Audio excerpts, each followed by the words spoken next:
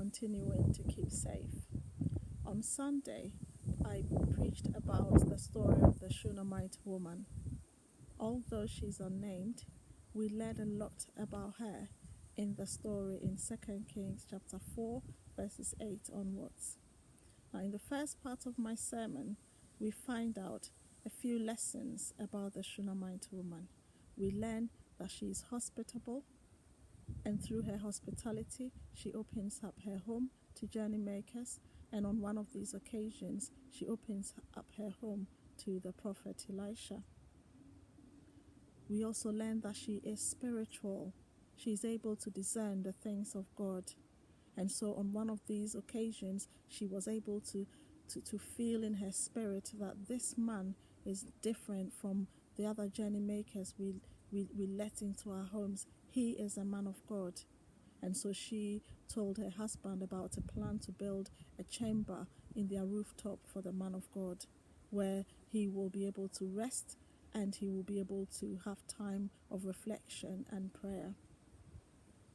We learn that she has a desire to enable the work of God, and this is exactly what she did when she found out that Elisha was a man of God.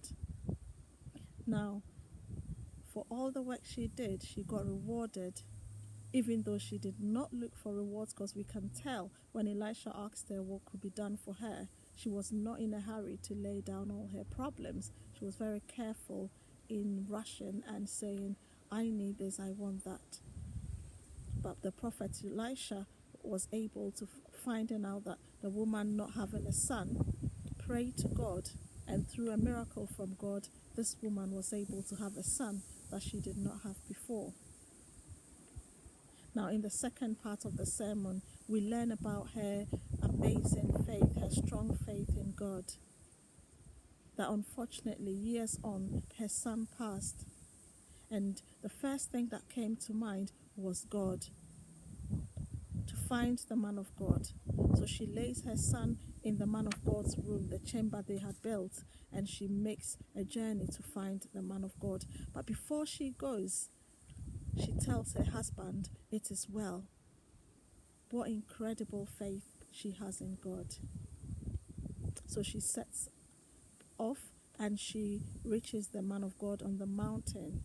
And when the man of God asks her how she is, how her husband is, and how her child is, again, she says, it is well with us. And we learn that she is a woman who does not look at her situation or her circumstance. She is a woman who looks up to God, the provider of everything in her life. And so even though her son physically lies dead and lifeless, she still says to the prophet, it is well. So this week, as we meet in our groups to discuss and to reflect on this story, I hope that we are able to look at these questions to encourage each other in our faith and in our walk with God. So I want us to reflect on what lessons from the story really inspires and speaks to us, and share with each other, and also share examples of where in our own personal lives that we have had to persevere and endure and show faith in God despite our circumstances. Are there any situations in our lives that we have given up on? Any dreams, any ambitions that we had that we think cannot work anymore? Let's bring them to God, like the Shunamite woman.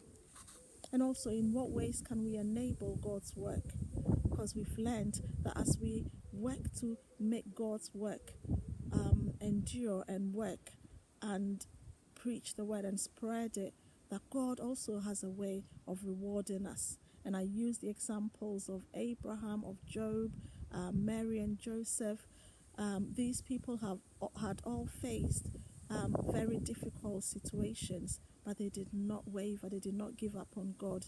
Their faith in God remained, and they were all rewarded for having the faith in God.